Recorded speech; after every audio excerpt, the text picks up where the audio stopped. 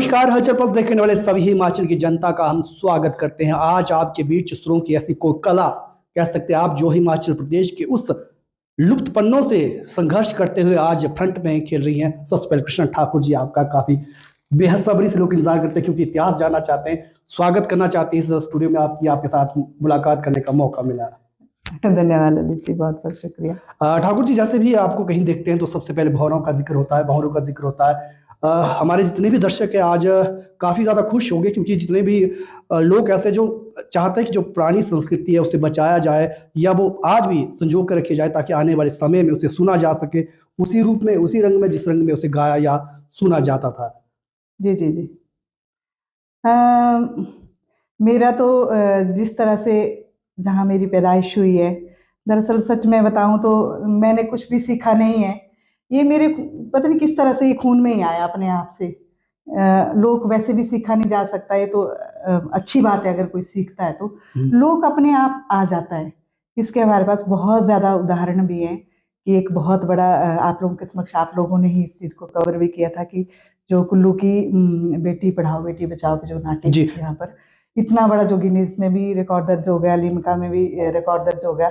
तो ये एक बहुत बड़ा उदाहरण है कि लोग जो है कुछ विधाएं ऐसी हैं जिसको सीखने की जरूरत नहीं होती, वो खून में ही आ जाती हैं। हमारा हिमाचल इतना मतलब एक खूबसूरत प्रदेश है। कृष्णा जी, जब हम आपकी एक पन्ने की हिस्ट्री जाने उससे पहले हल्का सा भौरा अगर हो जाए तो शुरुआत में थोड़ा माहौल बन जाए, उसके बाद सभी पन्ने को पलटेंगे, जानेंगे किस तरह से आप बाण की स्याही से लिखेंगे वो भी जानेंगे, लेकिन पहले हल्का सा भौरा हो जाता है कि हमारे दर्शक हमारे साथ जुड़े जो हिमाचल प्रदेश से जुड़ रहे हैं। जरूर जरूर जरूर। भौरू बहुत सारे लिखे पर एक सुना देती हूँ।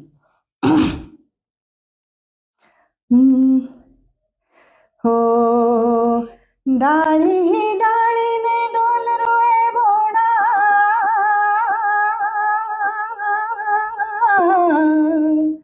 टोपी थी पुने लाऊ भाड़ा, टोपी थी पुने लाऊ लो। हाँ खाऊ काले दुहेरा बोला दिल रे तेबे धड़के ना, ओ नीर भी बोला लोका बांधे आऊ हे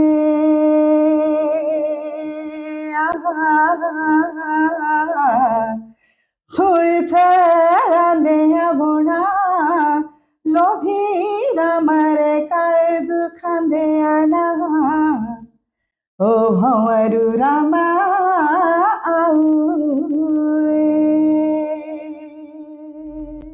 क्या बात है, मन को और कानों को सुकून देने वाला है ये गीत। और इसी को हम जोड़ना चाहेंगे, जब बचपन में आप भेड़ बकरियां लेकर जाते थे बचपन में, तो इस ओर से आप ऐसा गाते, उस ओर से जब जवाब आता था तो कितना टाइम मिलता था उसका जवाब भी देना है जब आप करते थे बचपन में ये? जी जी, ये बड़ा खूबसूरत है। ये आपने मुझे लगता है मेरे इंटरव्यू से उठाया है कहीं से क्योंकि मैं पोहाल की बेटी हूँ। तो सच में ही जब हम छोटे थे उस दौरान इतना आवागमन के साधन कम होते थे, तो इस तरह से ही लालड़ियों के जो सवाल जवाब होते थे, कुछ भंवरों में कुछ गीतों में। तो ये खासकर जो पहले तो जो भंवरू होते थे, कई तो संदेश के भी परिचायक होते थे, जैसे संदेश देना हो किसी को, जैसे हाक बोला थी आज पहले पुराने जमाने में, तो ये चीजें थी। तो भंवरू में जब हम सच में डंगरे चराने जाते थे, इधर से गाते थे और सामने से हमें नहीं मालूम कौन सामने से जवाब दे रहा है, लेकिन वहां से जवाब आता था और उसके ही अकॉर्डिंग कई मतलब श्रृंगार से संबंधित होते थे, कोई काम से संबंधित, कोई खेतीबाड़ी से संबंधित सवाल जवाब होते थे उसमें। तो मुझे तो इसमें कभी लगा नहीं, मुझे एक मेरा रिकॉर्ड है कि मैं लालड़ी में कभी हारी नहीं हूँ जी। मेरे ग्रुप। और दर्शकों जानना चाहेंगे, वर्तमान में इंटरनेट का ज़माना है, आप इजी टाइप कर सकते हैं कोई भी अपना गीत हो या उसे मैसेज करना हो, ईमेल करना हो, लेकिन कृष्णा जी की बात करें तो उस वक्त की जो स्याही थी वो पेड़ से निकाली जाती थी और स्याही निकालने के बाद कलम चली जाती थी। संघर्ष भरा वो दौर था, एक एक शब्द उन्होंने लिखा और काफ़ी ज़्यादा संग्रह किया। ये कहाँ से आया आइडिया कि आप बाण की स्याही से ही लिखे? नहीं, ये आइडिया ऐसा था कि उस वक्त सबसे बड़ी बात है, धन नहीं होता था, अनाज आपके पास अथाह होता था, हर चीज़ की जो हमारा जो परिवेश होता था, जो ग्रामीण जीवन होता था, उसमें पैसों की कमी होती थी, अनाज नहीं होते थे, तो खरीदने वाली जो चीजें थी उसका अभाव होता था। फिर क्या होता है, आवश्यकता आविष्कार की जननी है, तो अब स्याही चाहिए होती थी, अब 5 पैसे की टिक्की मिलती थी, 5 पैसे होते नहीं थे। तो क्या हुआ कि जो बाहन काट के उसमें जो पानी सड़ जाता है वो लाल रंग छोड़ता है, इवन गुड़ भी नहीं होता था डालने को उस वक्त, पैसे ही नहीं होते थे ना, घर में आती नहीं थी ये चीजें। तो मैं कई बार जिक्र कर चुकी हूँ कि मैं तो ऐसे परिवेश में पली हूँ कि मैंने अपने घर में सिर्फ नमक आते हुए देखा है, बाकी सब चीजें हमारे घर में होती थी। तो इस चीज ने, जब ये चीज मुझे कब मतलब किस इस चीज ने मुझे प्रेरित तब किया जब मैं स्कूल जाने लगी। अब पट्टियां लिखते थे तो मतलब ये मेरे जो भाई थे, बड़े भाई, वो लोग इन चीजों का पहले से प्रयोग करते थे, तो हमने थोड़ा सा इसको परिष्कृत कर दिया, थोड़ी सी कभी काली स्याही डाल देनी कभी। तो तब से लेकर कलम से ये कलमबद्ध करने लगी मैं, छोटे से कुछ अपने विचार, कोई कुछ बातें, कोई कुछ, पता नहीं, शायद सरस्वती माँ का भी आशीर्वाद मेरे ऊपर है। बहुत छोटे से इन्होंने गीतों को गाना शुरू किया, लिखना शुरू किया, और एक वक्त ऐसा भी आया जब पूरी मेहनत जल गई उस आग में, जब माता ने पानी गर्म किया उसी सारे संग्रह से जो कलम से लिखा था। कितना दुख भरा था तब, कि इतना बड़ा इतिहास आप कह सकते हैं कि बचपन में संजोया है और उससे पानी गर्म किया गया। अब ये सच में एक आज हंसी आती है, उस दौरान बाल मन था, तो वो आदत थी मुझे कि जैसे जो हमारे पाठ्यक्रम की कविताएं होती थी ना, जैसे लालचंद प्रार्थी जी की थी कई कविताएं जो हमें कंठस्थ थी उस वक्त, तो उसी तरह से मैं कोशिश करती थी लिखने की। हल के ऊपर लिख दिया, या कलम के ऊपर लिख दिया, पट्टी के ऊपर लिख दिया, या सेले मांदरी होती मतलब पानी में जो होते हैं, या धान के ऊपर छोटी छोटी 2-2 4-4 लाइनें की तुकबंदी करती थी मैं उस दौरान। वो जब मैं कॉपियां भी नहीं होती थी जो बचती थी ना सिलेबस में से, वो पीछे के पेज फाड़ फाड़ के सुए से सिल्के को बनाया हुआ था, एक वो कॉपी बनाई हुई थी, उसमें लिखे होता। और मेरी माँ को क्या पता उस चीज की क्या महत्व है, आज लग रहा मुझे भी कि उसका बहुत बड़ा महत्व था। लेकिन अब जब मेले की सफाई होती तो सब कुछ मतलब गंद फंद रखते नहीं है, इवन दीवारों को तक लिपा जाता है, लेखनों दोबारा से लिखे जाते हैं, कौन दोबारा से किए जाते हैं। तो ये चीजें थी, और उन्होंने सोचा कि अब ये किताबें तो हो गई हैं पूरी, उन्होंने भी निकाली और उससे कपड़े धोने के लिए पानी गर्म कर लिया। चलिए, इंटरव्यू का माहौल गमगीन भी हो सकता है क्योंकि काफी ज्यादा यादें जुड़ी है उस बचपन से। कोई ऐसा गीत जो वाकई दिल को छू देता हो, थोड़ा भावुक भी कर दे, ताकि हमारे दर्शक भी महसूस करे कि स्वर की कोकिला हमारे साथ है, तो दिल छूने का और दिल को रुलाने का दम भी है। नहीं नहीं, स्वर कोकिला तो आप दर्शकों ने मुझे बनाया हुआ है, मैं तो सच जो मेरे पास था मैंने सब कुछ आगे दिया है। उस वो दौर बहुत मुश्किल था लड़कियों के लिए, खासकर आगे आने के लिए बड़ी मुश्किल होती थी।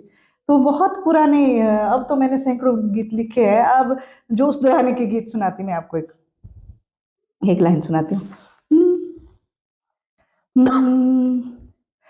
ओ केसरो झेचिए केवलो काळा, आपो तो शोभली तेरा केवलो काळा। ओ केसरो झेचिए केवलो काळा, आपुता तो शोभली तेरा केवलो काळा। जी, बहुत खूब, क्या बात है। और सफ़र शुरुआत छोटी सी उम्र में हुई जब आप बाहर गाते थे, गाँव में ही गाते थे, पहाड़ियों पे जब चरवाह करने जाते थे। लेकिन पहला मंच कहाँ मिला जहाँ से आपको लगता कि यहाँ से आप कहते हैं ना कि मैंने कई पुल बदले जीवन के, तो पहला शिफ्ट कहाँ चेंज हुआ? मेरा पहला, मुझे लगता है कि स्कूल ही रहा, क्योंकि पहले कोई ऐसे संस्थान नहीं होते थे, कुछ ना, तो स्कूल ही मेरी पहली होती। स्कूल में भी बाल सभा। अब जब हम लोग खेती बाड़ी का काम जब ज्वारियां देकर करते थे, सामूहिक कार्य होते थे पहले, इवन आज हमारे जो जितने नृत्य वो भी सामूहिक हैं, एक कल कहीं भी नहीं है, ये तो अब शुरुआत हो रही है, लेकिन वैसे कार्य भी सामूहिक होते थे। तो ज्वारों में जब होते थे शाम को बैठते थे, जब सब ज्वारू शाम खाना खिलाया जाता था। अब आपको पता, पहले की जो हमारी संस्कृतियां थी, थोड़ा सा दूसरा पान भी होता था, तो बैठ के गीत गाते थे। मैं तब से सुनती थी, और मुझे वो बहुत छोटी थी तब, 3-4 साल की, तो मैं उनके बीच में नाचती थी। वो मैं ऐसे झुंड निकालना, और ये मैं बहुत जगह बोल बैठी हूँ कि झुंड निकालना, फिर वो उनके नाचना, फिर मुझे कोई 5 पैसे, कोई 10 पैसे देते थे, तो वो मैं बहुत खुश होती थी भाई, ऐसा इनाम। बाद में यही चीज मुझे बहुत बड़ा, मतलब पहले तो उन्होंने मुझे प्रोत्साहित किया नाचने के लिए, जब बाहर निकलने की बारी आई यही मुझे आड़े आया कि ये नाचने वाली है, ये फलाना है, लेकिन मेरे अंदर बीज जो है वो आ चुका था। तो अब जी, जब दौर आया कैसेट का हिमाचल प्रदेश में, तो उस वक्त बहुत ज़्यादा एक आप कह सकते हैं कि जो सिंगर थे उनके लिए लोगों का नज़रिया भी बदला कि कैसेट में सुनते थे, टेप खरीदते थे, लेकिन मुश्किल था उस टेप को बनाना, वहाँ तक पहुँचना, रिकॉर्डिंग करवाना। तो जब दौर आया तो उस दौर में आप कैसा उसको हैंडल किया आपने? बहुत ये कैसेट का जब दौर आया ना, ये बहुत खूबसूरत दौर था, बहुत ही सुंदर। मैं इसलिए बोल रही हूँ क्योंकि ये पहले आकाशवाणी से हमने सुने थे, बुजुर्ग लोग जब गाते थे तो आकाशवाणी एकमात्र था, रेडियो भी नहीं होते थे हमारे पास। मेरे पास तो बहुत बड़े मतलब इंसिडेंट है इसके भी, यहाँ कभी सुनाऊंगी इन बातों को भी। लेकिन जब शुरुआती में तो पहुंचना ही मुश्किल था, स्टूडियो ही नहीं होते थे। फिर धीरे धीरे जब मैं मतलब 8वीं 9वीं तक पहुंची तो कुछ हमारे जो गाने वाले लोग थे, जैसे श्री धर्मेंद्र शर्मा जी, आदरणीय धर्मेंद्र शर्मा जी, वो मेरे फोक के गुरु भी हैं। उसके बाद हम एस टी कश्यप गुरु जी के सानिध्य में आए। तो उस दौरान रेडियो से लेकर हम लोग छोटे मोटे स्टूडियो में पहुंच गए। रेडियो के स्टूडियो बहुत बड़े होते थे, फिर दूरदर्शन के स्टूडियो में पहुंच गए, फिर दिल्ली दूरदर्शन के स्टूडियोज में पहुंच गए। तो वो हमारे लिए बड़ी बड़ी बात होती थी। और सबसे बड़ी बात होती थी कि कैसेट में वो रिकॉर्ड होके हम बार बार सुन सकते थे। और मैं ललित जी ये बात बताऊं आपको कि जो मोहर की आपने बात की, ये चीजें अब धीरे धीरे क्या है, हम लोग पाश्चात्य संस्कृति को बड़ी तेजी से अडॉप्ट कर रहे थे, या पंजाबी संस्कृति को। उस दौर में ये भौरू लालनियां खत्म होने के दौर में थी, तो ये भी खत्म होने के दौर में थे। तो हम लोगों ने जब रिकॉर्ड किया शुरू में, जब धर्मेंद्र जी ने इनको इसमें लाया, तो आज देखो आप धीरे धीरे, चाहे दशकों गुजर गए, लेकिन आज फिर से पीढ़ियां इसकी तरफ मुड़ रही हैं। तो ये शायद कैसेट का दौर और फिर सीडी का दौर आया, फिर पेन ड्राइव का दौर आया, आज तो पता है आपको आईटी के जमाने में इस तरह का दौर आ गया है। जब आपने कैसेट के दौर से शिफ्ट किया कि लोग पहले आपकी आवाज़ सुनते थे, लेकिन जब सीडी का ज़माना, फिर आप लोग सिंगर को देखने भी लगे, तो सिंगर को भी लगता है कि हाँ अब कुछ नया बनाओ ताकि और ज़्यादा लोग देखें, जब रास्ते मिलते हैं तो एक फेम जो बनता है, उसको लेकर कैसे चले आप? वो शुरू में, क्योंकि वीडियो बनाना इतना आसान काम नहीं था, बड़ा महंगा काम होता था शुरुआती दौर में। तो फिर हम लोग कुछ कंपनियों के सानिध्य में आए, टी सीरीज या डीएम या कोई लोकल हमारे जो कुछ लोग थे, जैसे मनाली में थे एक स्टूडियो हमारा, तो उन लोगों, वो पहले से ही जुड़े थे, मुंबई से जुड़े थे, तो इस कारण हम लोग उनके सानिध्य में आए। जो शुरुआती के हमारे गीत हैं, आज भी हैं, कई तो हैं अभी भी बजाते हैं उनको। अब बजाने को क्या है, वही बज रहे हैं ये अलग बात है कि चेहरे और है, और गीत तो हमारे वही हैं जो हमारे गाए हुए। तो ये एक बहुत खूबसूरत तब तक का पल था। आज जो परिस्थितियां बदल रही हैं, मैं बोलूंगी कि परिवर्तन जीवन का एक सृष्टि का नियम है, लेकिन इतना भी ना हो कि हम लोग अपना वजूद ही खो बैठे, हम अपना स्वरूप ही खो बैठे। तो ये वो दौर चला है कि आज हमें इस क्षेत्र में भी बहुत ज्यादा जागरूकता की जरूरत हो गई है कि एक यूथ को एक सही मायने में सही लोगों से मिलना, और संगीत के बारे में, सही संगीत क्या चीज है, लोक संगीत क्या चीज है, उसको जानने की मुझे लगता है आज बहुत ही ज्यादा जरूरत हो गई है, बहुत ही ज्यादा। जी, वर्तमान की बात करें तो यूट्यूब है, फेसबुक, इंस्टाग्राम है, तमाम ऐसी चीज़ें जहाँ गायक क्लिक कर सकता है आराम से, लेकिन सबसे ज़्यादा मुश्किल है जो कॉपी हो जाता है। मान लीजिए आज अभी आप कुछ गा रहे हैं, हो सकता है अभी सुन के कोई कल उसे लॉन्च कर दे, इतना फास्ट जमाना हो चुका है, तो अपने गाने को बचाना भी मुश्किल है आज के दौर में। तो क्योंकि शायद ये इसी में हम बहुत ही फिसलड़ी रहे, खासकर मैं तो। अब इतने जो आज के दौर के जो सिंगर जिनको स्टार बोलते हैं, तो कौन ऐसा जो गायक है जो आज के दिनों में जिसने मेरे गीत नहीं गाए हैं?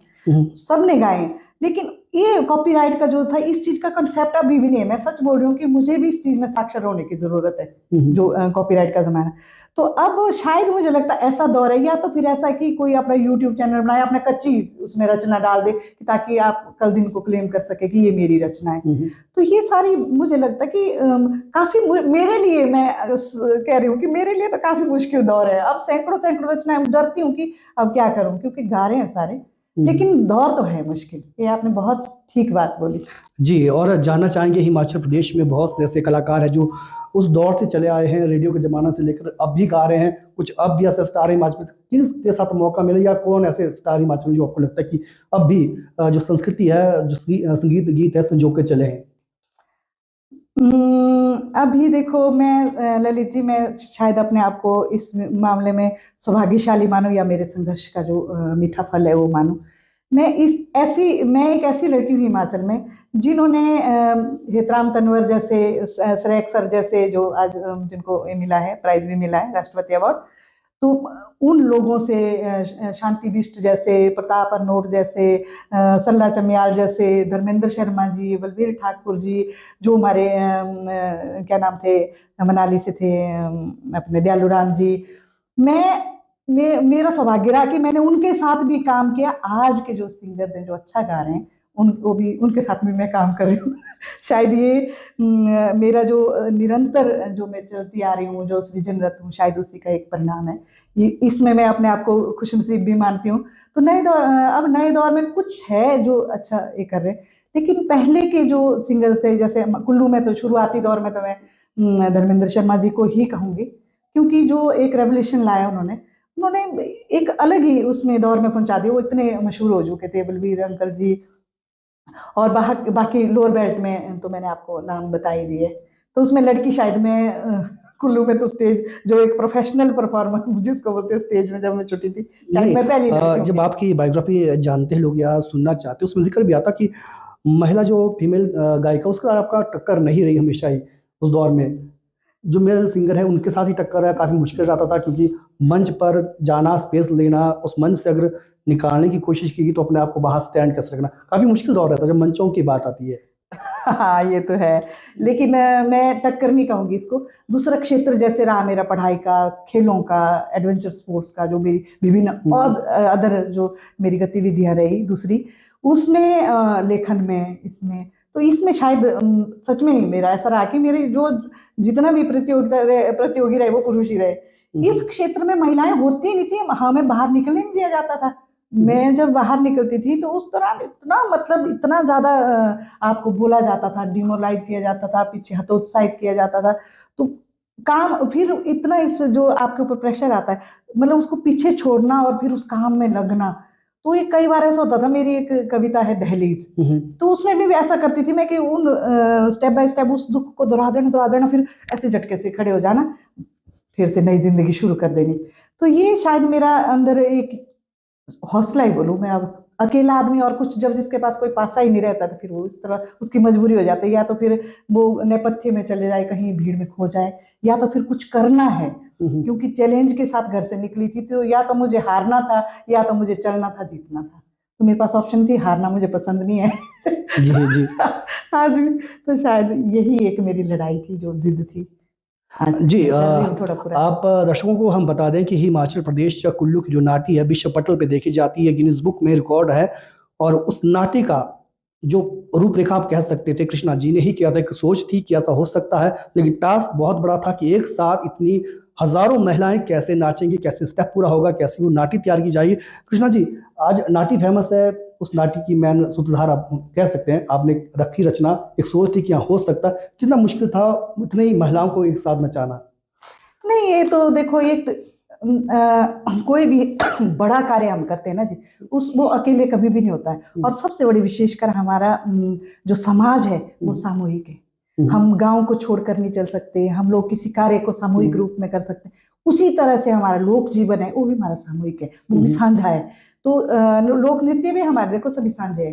कहीं ऐसा लोक नृत्य भी अकेले नृत्य है, आज लगे अकेले करने, लेकिन उस इसमें मतलब सारे मिलजुल कर सभी जब करेंगे तभी उसको नृत्य और उसी को मेला माना जाता था।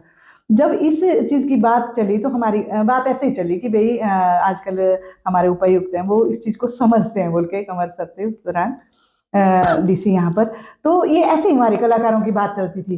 तो हम लोग टूर्नामेंटों में हम लोग ये करते रहते थे। मैंने मंडी में पहले भी करवाया था कुछ, एक 500-600-700 बच्चों का नृत्य, उसमें नाट्य डाल के। तो एक हौसला था। और सबसे बड़ी बात है, हमारे जो मैंने पहले भी बोला कि सिखाने की जरूरत नहीं होती है इसको।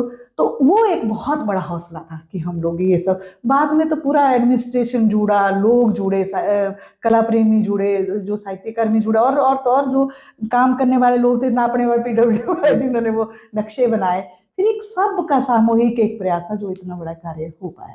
जी, अगर अभी वर्तमान की बात करें तो बीते कुछ दिनों की बात करें या महीने में, ऐसे कौन से गीत आपने अभी गाए हैं जो ऑडियंस तक पहुंचे हैं, या उनका रिस्पॉन्स आ रहा है कि क्या कुछ गीत है, हल्की सी लाइनें? अभी गीत तो अभी तो एक नॉन स्टॉप भी आया है मेरा। वैसे ही शौकिया सब, मतलब आजकल के जमाने के अनुसार, जी जी। मैं तो कुछ और, मेरी रूह है। एक यहाँ का बहुत सुरीला सिंगर है, उसने मेरे अभी एक रचना गाती, एक लाइन सुना देती हूँ मैं आपको। बहुत ऑडियो मिलियंस में चला गया था वो गीत। हुंदे पाखड़ुता हुड़िएंदा, हुंदे पाखड़ुता हुड़िएंदा, तेरे लोभाने हो, तेरे लोभाने हो मेरी झुरिए, तेरे लोभाने हो। हुंदे पाखड़ुता हुड़िएंदा, हुंदे पाखड़ुता हुड़िएंदा, तेरे लोभाने हो, तेरे लोभाने हो मेरी झुरिए, तेरे लोभाने हो। क्या बात है। हिमाचल प्रदेश के जितने भी दर्शक हैं हमारे, सभी से चाहेंगे कि शिमला से हम आपके बीच बात कर रहे हैं, तो हिमाचल प्रदेश में जितने भी लोग हैं इनके गानों को यूट्यूब पर ज़रूर अच्छा रिस्पांस करें, ताकि वो आवाज़ जो संघर्ष करने के बाद यहाँ पहुँची है, वो आवाज़ जिसने बचपन में कई कुर्बानियाँ की, उसके बाद जिंदा रखा हिमाचल प्रदेश की उस लोक संस्कृति को, गीतों को, उन भवरों को जो गाया जाते हैं, बिल्कुल एक जीवंत आप कह सकते हैं कि बिल्कुल सादगी से गाए जाते हैं, जिनमें जीवंत कहानियां लोगों की रहती है। आज वो हमारे साथ है। मैडम, जानना चाहेंगे सिंगर का अगर बात करें हिमाचल प्रदेश की, तो बहुत बड़ी कंट्रोवर्सी चल रही है, तो सिंगर कैसा होना चाहिए, नॉन पॉलिटिकल या पॉलिटिकल? क्योंकि काफ़ी ज़्यादा आजकल आप देख सकते हैं चला है एक दौर। क्या जो नए सिंगर है उनके लिए क्या संदेश है कि वो किस तरह का एक ट्रैक पकड़े, पॉलिटिकल नॉन पॉलिटिकल, ताकि उनका करियर भी चलता रहे और उनके इस तरह के दिखते भी ना आए? ये तो मैं जरूर जवाब देना चाहूंगी। अभी एक गीत गाया है मैंने, हो नॉय पारिले शोरुआ टोपड़ू तेरा, हाँ टोपड़ू तेरा डेंगा, हो नॉय पारिले शोरुआ तेरा टोपड़ो, हाँ टोपड़ू डेंगा डेंगा, हो नॉय पारिले शोरुआ तेरा टोपड़ो। जी बहुत तो ये जो टोपड़ू डेंगे वाली बात है ना, आजकल ये स्थिति हो गई है। देखो, कलाकार साझा होता है, वो किसी पार्टी का नहीं, वो किसी समुदाय का नहीं, उसको नहीं होना चाहिए मेरे हिसाब से, क्योंकि इसमें कला का बहुत ज्यादा नुकसान हो जाता है। जो हम लोग एक अर्थ के लिए अगर हम कला को प्रयोग कर रहे हैं किसी हद से ज्यादा, तो उसका नुकसान ही नुकसान है मेरे हिसाब से। पहले से ये कहावत बड़ी मशहूर है कि भाई लक्ष्मी और सरस्वती की थोड़ा कम बनती है। मैं तो माताओं के बारे में बात कर रही हूँ, क्षमा चाहूंगी, कि ऐसी कहावत हमने बचपन में सुनी थी। लेकिन संगीत और लक्ष्मी के बीच की जो बात मैं कहूंगी, संगीत एक साधना का, मतलब एक निरंतर साधना का की वस्तु है, कि हम लोग निरंतर साधना करते रहे। अगर फोक की बात आई तो अब जब हम लोग उस लोक में जी नहीं रहे हैं, हम बच्चे को बचपन से लेकर नोजू हैंकी आईजू लर्न कर जब हम सिखा रहे हैं, तो ये बहुत बड़ा भयंकर दौर है कि हम लोग अपनी जो बोली है वो हमको सीखनी पड़ रही है, जबकि ये चीजें सीखने की नहीं जरूरत थी, लेकिन हमें आज सीखनी पड़ रही है, क्योंकि हम लोग ना जाने क्या करना चाह रहे हैं। मुझे तो समझ नहीं आती है कि हम इन चीजों को कहाँ लेना चाहते हैं, हम अपने बच्चों को क्या करवाना चाहते हैं। लेकिन भाषा को भाषा की तरह सीखना चाहिए, उसको सहज भाव से लेना चाहिए। और घर से शुरुआत हो सके तो मुझे लगता है कि अपनी ही बोलियों से शुरुआत कीजिए, अपनी बोली पहले बच्चे को सिखाओ। अब हम लोग भी उन बोलियों से उठे हैं, आज चलो थोड़ा पूरा जैसे भी है, बाहर प्रदेशों में, दूसरे देशों में जा रहे, विदेशों में जा रहे, सीख लिए भाषा। मतलब बहुत अगर हम इसकी तरह ग्रामर में नहीं लेते हैं तो एक गुजारे लायक हम लोग अंग्रेजी बोल ही लेते हैं, जा रहे घूम रहे, इतने विदेशों में घूम रहे। तो जो हमारी बोली है उसकी जो लार है ना, अगर हम बाद में उसको सीखेंगे, उसमें जमीन और आसमान का फर्क हो जाता है। लेकिन ये बोलियों सिखाना बहुत जरूरी है बच्चों को। मेरी माताओं से, जितनी भी माताएं हैं उनसे हाथ जोड़कर करबद्ध मेरी प्रार्थना है कि अपनी बोली सिखाएं पहले, तब जाके हम अपने लोक को बचा सकते। तब अब लोक में है क्या, उच्चारण ही तो है। अगर हम क्या बोलते, अपनी कुलवी भाषा को अंग्रेजी की तरह उच्चारित करेंगे तो भाषा तो मर गई, खत्म हो गया ना जी। अब एजा चौला बेशा खात पियत इज्जत बेशा, मतलब ये चीजें जब तक हमारी जो लार है, जो हमारा मेन कंटेंट है, वो चीज नहीं रहेगी बोली में, तो कहाँ बोली रहेंगी, कहाँ हमारे गीत रहेंगे, वो किस तरह से गाए जाएंगे, आप खुद सोचिए। जी, आपसे जानना चाहेंगे, जितना आपका दौर अभी तक का रहा, क्या कभी भावनाओं में आप बहकर या कुछ ऐसा कुछ गीत बना हो जो कंट्रोवर्सी में गया हो, आपको लगा कि हाँ अब कंट्रोवर्सी की तरफ जा रही है, इसे रोकना चाहिए, या कभी कोई लाइफ में कंट्रोवर्सी हुई किसी गाने पर? कंट्रोवर्सी नहीं, मुझे तो याद नहीं है। मतलब आपको याद हो? मतलब आपने सॉफ्ट कॉर्नर्स पे लिखा सारा? हाँ, एक्चुअल में मेरा जो गीत लिखने का एक होता है, मैंने देखा है आज तक, मैं देखो कोई ऐसी विधा नहीं रही आज तक जो इसमें मैंने नहीं लिखा है। मैंने साक्षरता पे, बेटियों पे, पर्यावरण पे, नशे पे, वोट मतलब जो मतदान जागरूकता पे, कौन सी बिजली बचाओ पे, कोई ऐसी विधा नहीं। शायद मुझे लगता है एक किताब बन सकती है, इतने सारे गीत मैं लिख चुकी हूँ इस विषय में। हथकरघा पे बहुत सारे गीत मैंने लिखे हुए हैं। तो ये एक अलग जो हमारे दूसरे जो गीत है, मेरा एक अपना विशेष ये रहती है कि मैं जो गीत लिखती हूँ वो गीत मैं इस तरह से लिखती हूँ कि एक 5 साल का बच्चा उस गीत को सुने तो वो क्या रिएक्ट सामने से वो मुझे क्या रिएक्ट करेगा, किस तरह से रिएक्ट करेगा, और 99 साल के एक बुजुर्ग, 100 साल के बुजुर्ग भी उस गीत को सुने तो वो क्या प्रतिक्रिया देंगे उस पर। तो मैं उस तरह से शब्दों को, और मेरा एक और प्रयोग रहता है इसमें गीत लिखने में, 1-2 शब्द मैं ठेठ शब्द डाल देती हूँ ताकि मतलब लोगों को वो याद हो जाए शब्द इस बहाने से।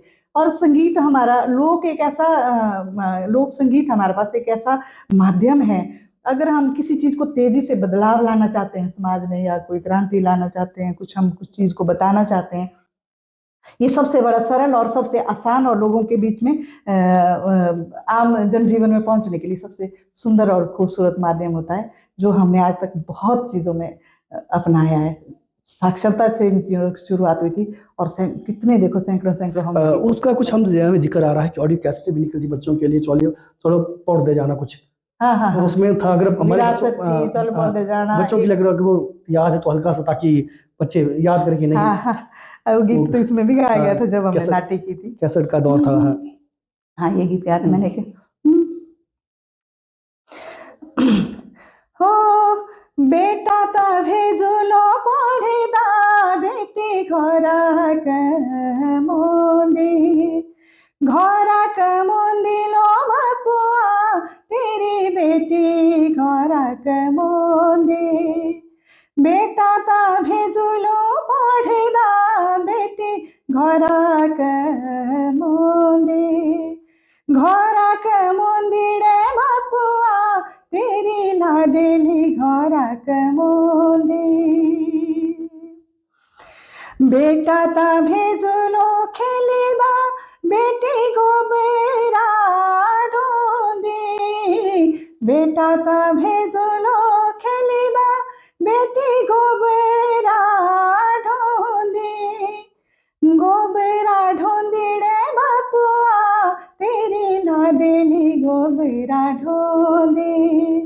गोबरा ढोंदिड़े बापुआ तेरी लाडेली गोबरा ढोंदी। ये थे परिवर्तन के नियम। इसमें कहानी भी है कि किस तरह से संघर्ष किया जाता है पढ़ाई के लिए। कृष्ण जी हमारे साथ लगातार जुड़े हैं काफ़ी समय से इस शो में, और अगली बार हमारी कोशिश रहेगी कि आप दर्शकों को भी हम सीधा जोड़े ताकि आप भी अपनी बात रख सके, जो हमारा दूसरा कार्यक्रम होगा। मैडम आपसे जानना चाहेंगे, आज तक बहुत ज़्यादा उपलब्धियां आपने हासिल की, तो सरकारी या गैर सरकारी संस्थाओं का क्या रहता सहयोग, किस तरह रहता है कलाकार को आगे बढ़ने में या उसे मजबूत बनाने में? अब इस विषय में शायद कई निराश भी होंगे, संस्थाएं भी निराश। जो संस्थाएं हैं, जो प्राइवेट संस्थाएं हैं, वो तो काफ़ी मतलब मुझे नवाजा भी गया है। इसमें नहीं कहूँ कि आज एक समय होता था कि हम लोग टूर्नामेंट में एक आध ट्रॉफी ले आते थे, आज ईश्वर की 2-3 घर है मेरे पास, तो आज एक कई कमरों में रखने को जगह नहीं है ट्रॉफियों की। इतना मतलब सम्मान मिला प्राइवेट और संस्थाओं से, तो इवन बुटीकों ने राष्ट्रीय अवार्ड से सम्मानित किया है। एक अब नाम का ही बहुत लंबी लिस्ट हो जाएगी, बहुत सारे मतलब सैकड़ों के हिसाब से मंचों पे मुझे सम्मानित किया गया अलग अलग विधाओं में। तो सरकारी की अगर बात चली तो आपको पता ही है कि किस तरह का कुछ, शायद किस तरह से चयन होता है इसकी, इतना मुझे आज तक ज्ञात नहीं हुआ। 1-2 बार मैंने कोशिश भी की थी कि फेलोशिप के लिए या इस चीज के लिए, तो पता नहीं क्यों मंजूर नहीं हो पाया। जबकि दिल्ली में मेरे 2-3 बार मैंने बहुत अच्छे से, मेरे जो साक्षात्कार थे वो हुए थे, उन्होंने बहुत वो भी किया था जो पैनल होता था। लेकिन किन्हीं कारण से जब बाद में एड्रेस देखे गए, यहाँ के एड्रेस थे लेकिन कोई और ही उस चीज़ को और ही उस पे काम कर रहा था। ये शायद एक पहलू है जिस पर मुझे लगता है कि ये एक रिसर्च होना चाहिए। जो हम आज यूट्यूब पे देख रहे हैं वो ही सब कुछ नहीं है, ये आभासी दुनिया है। जो ग्रास रूट पे जो कार्य हो रहा है, जो सच में ही हमारी संस्कृति को लेकर आगे बढ़ेंगे, उसके हमारे आगे जो आने वाली पीढ़ियां हैं वो लोग उस चीज से सीखेंगे। सिर्फ हम लोग गा रहे हैं उस चीज को, ऐसे ही ले जा रहे हैं। सिर्फ संगीत सिर्फ मनोरंजन नहीं है। हम लोगों ने आज के दिनों में सिर्फ मनोरंजन को ही एक मनोरंजन ही माना संगीत को। नहीं, मनोरंजन नहीं है। मैं बताऊं आपको, शुरुआती दौरों में जब हम स्टेज शो करते थे तब ऐसा नहीं होता था कि आज की तरह एप्लीकेशन देते थे। मैं तो आज भी एप्लीकेशन नहीं देती हूँ, और मैंने तो जाना ही छोड़ दिया है। भले ही स्टेज पे जितने भी सिंगर थे वो मेरे गीत गाते हो कभी मैं जाऊं तो उनको लिए मुश्किल हो जाता है कि अब क्या गाएं। कई ऐसे गायक भी हैं। तो इन चीजों को मैं ये बताना चाहती हूँ कि जो हमारा संगीत है ना, उसमें सारे सारे हमारे रंग है, सारे रस हैं। इसमें नहीं सिर्फ मनोरंजन, इसमें तो बहुत कुछ सीखने को है हमारे पास। ये तो बड़ा लंबा विषय, अगर हम इस पे चर्चा करें तो। आज हम लोग क्या है, जो सबसे ज्यादा उछलेंगे, जहां हुड़दंग मचेगा, जहां पर मतलब तोड़ फोड़ हो जाएगी, वो उसको बोलते हिट। जिसको बोलते हैं कि बहुत बढ़िया कार्यक्रम हुआ, और हिट प्रोग्राम जिसको आज की भाषा में बोला जाता है। हमारे दौर में लोग बुलाते थे। पूरे हिमाचल में कोई ऐसा डिस्ट्रिक्ट है जहां मैंने स्टेज पे मुख्य आकर्षण भी कार्यक्रम किए हुए हैं। तो वहां क्या होता था कि जब पता नहीं कहां से उनको पता चलता था भी ये कलाकार हैं, तो हमें वहां पर बुलाया जाता था। गांव में सबसे मजा आता था कार्यक्रम करने का। वो क्यों? हम लोग 7-8 बजे से कार्यक्रम शुरू करते थे, ढीली नाटियों से। मैं आपको विश्वास दिलाती हूँ, सुबह के 4 बजे भी कार्यक्रम बंद करके करने पड़ते थे। हमने ऐसे दौर देखे हैं। और क्या मतलब इज्जत, कितना गाओगे आप? आज कलाकार है, आधा जैसा गाता है वो। आज तो खैर दौर ही कुछ और हो गया ना जी। मैं ये कोट भी करना चाहती हूँ कि संगीत का आज की डेट में जो खो खो का खेल चला ना, ये बहुत ही, जिसको कहते हैं कि मेरे लिए तो बहुत ही बड़ा हृदय विदारक है। अब अंतरराष्ट्रीय स्तर के जो मेले मनाए जा रहे हैं, लोक उत्सव के नाम पे मनाए जा रहे हैं, या तो उसको व्यवसाय के नाम पे मनाया होता, मुझे हमें कोई आपत्ति नहीं है कि ना ही तो हमने ठेका। चलिए इस पर हम रोक देते क्योंकि सवाल ज़्यादा कंट्रोवर्सी ना हो जाए। सफर लंबा है क्योंकि सभी के साथ चलना भी ज़रूरी है। हर तरह के सिंगर है और हमारी ऑडियंस काफ़ी पुरानी भी है और न्यू भी है, इसलिए बैलेंस भी हमें देना है ताकि ऑडियंस भी नहीं, मैं इस बात को थोड़ा सा क्लियर और करना चाहती हूँ। मेरा इससे कोई किसी से वो नहीं है कि वे दुखद है। मेरा ये है कि जो एक शायद एक कलाकार की पीड़ा, अगर मैं इन माध्यमों से नहीं बात पहुंचा पाऊंगी तो रह जाएंगी बातें। तो एक जो स्तर है हमारा, मेलों के भी जो हमारे स्तर हैं, तो उसमें एक तो हम फिल्मी गीत एक ही लाइन गाएंगे उसको ना जी, और ना है तो कलाकार को कोई पहचानता, ना है वो अपने आप को एस्टेब्लिश कर पाता स्टेज पे, तब तक उसकी जाने की बारी आ जाती है। तो ये मेरी मतलब प्रार्थना भी है आप सबके माध्यम से कि इस चीज पे थोड़ा सा सोचा जाए, और कलाकारों को शायद मुझे लगता है कि कमेटी में डाला जाए तो बेहतर परिणाम हमारे हो सकते हैं, कि तब जाके कहीं हम लोग समझ पाएंगे इसकी जो महत्ता क्या है। अदरवाइज तो हम लोग जाके अंतर्राष्ट्रीय स्तर पे भी वही रफी साहब के गाने गा रहे हैं। करियोके ने आजकल सब कुछ ये कर दिया हुआ है, क्योंकि जिस गीत को हम गाते हैं करियोके में, उसके पीछे की एक कहानी है। शायद हो सकता है बहुत बड़ी कथा हो सकती है, कितने कितने म्यूजिशियंस पीछे बजा रहे हैं, गा रहे, तब जाके वो एक म्यूजिक तैयार होता है, तब वो बोल उस पे गाए जाते हैं, तब जाके वो एक गीत बना है। आज हमारे पास इजीली एक बटन दबाने से हमारे पास उपलब्ध हो जाता है। तो इस चीज में हम लोगों को इन चीजों से समझने की जरूरत हो गई है। आज की संगीत क्या है, लोक संगीत क्या है, हमें आज के दौर में आगे बढ़ना है तो किस तरह से हमको बढ़ना है। एक प्लानिंग की, मैं सच बताऊं आपको, आप मानोगे चाहे नहीं मानोगे, मेरी जो चिंता है पता नहीं कब ये जायज होगी। मुझे लगता है ये बहुत बड़ी फिक्र की बात भी हो गई है। संगीत होना अच्छी बात है, परिवर्तन होना भी अच्छी बात है, लेकिन इतना भी परिवर्तन होना ठीक नहीं है कि वही मैंने पहले भी कहा कि हम वजूद ही अपना खो बैठे, कि हम क्या थे। हम अजंता लोरा की गुफाओं की तरफ खोद के हम लोग अपने अस्तित्व को ढूंढे कि यार अच्छा है ये था। तो आज हमारे पास समय है, और बहुत खुशी की बात है हमारे पास आज के दिनों में इतने प्लेटफॉर्म है। जो कुछ लोग किन्हीं वजहों से नहीं आ पाते थे, कैस्टों में नहीं आ पाते थे, वीडियोस नहीं बना पाते थे, आज हमारे पास बहुत सुंदर माध्यम है, यूट्यूब है, सोशल मीडिया है, हम कर सकते हैं, लेकिन थोड़ा सा समझ के जी जान के। तो बहुत रोचक ये आज की कहानी आप कह सकते हो। वो कहानी जो पर्दे में कहीं ना कहीं दब गई थी, उसके हर एक पन्ने को पलटने की कोशिश की और हर पन्ने में एक दर्द देखने को मिला कि इस तरह से संघर्ष हुआ बचपन से लेकर संगीत की दुनिया में, एक लेखक की दुनिया में, और यहाँ तक पहुँचने में काफ़ी ज़्यादा संघर्ष हुआ। हम कह सकते हैं कि पूरा जो इंटरव्यू था काफ़ी दुख भरा रहा, दर्द भरा रहा, क्योंकि बहुत लंबी आपकी कहानी है, कई बिंदुओं को हमने अभी टच नहीं करा है टाइम के देखते हुए। लेकिन अब हम जानना चाहेंगे कि क्या पूरे इंटरव्यू में जिस सिंगर को लोगों ने रोते हुए देखा, दर्द बयान करते हुए देखा, क्या उनके मुखारबिन से ऐसे भी गीत निकलते हैं कि दर्शक वो थिरकने के लिए मजबूर होते हैं? कुछ ऐसे भी गीत बहुत सारे। एक दो एक ही गुनगुनाती हूँ मैं। एक गीत था, हो लगा शरा छोला रम छम छम छमा छम झोरी शागी देखोड़ा रम छम छम छमा छम, ओ लगा शरा छोला रम छम छम छमा छम झोरी शागी देखोड़ा रम छम छम छमा छम। जी। एक बिल्कुल ये भी समर्थन कर रहे हैं हिमाचल प्रदेश के उन सभी कलाकारों का जो चाहते हैं कि हिमाचल प्रदेश में जो नए पुराने कलाकार हैं उनके लिए एक मंच बने, एसोसिएशन बने, ताकि उनकी बात रखी जा सके, उनके जो मुद्दे हैं वो कहीं ना कहीं इस भीड़ भाड़ में दब रहे हैं, उसके लिए समर्थन देना भी जरूरी है। क्योंकि ऑडियंस अगर चाहता है कि उनके बीच अच्छा सिंगर पहुंचे, अच्छा कलाकार पहुंचे, तो ऑडियंस का भी जरूरी है कि अपने सिंगर के लिए सपोर्ट करे।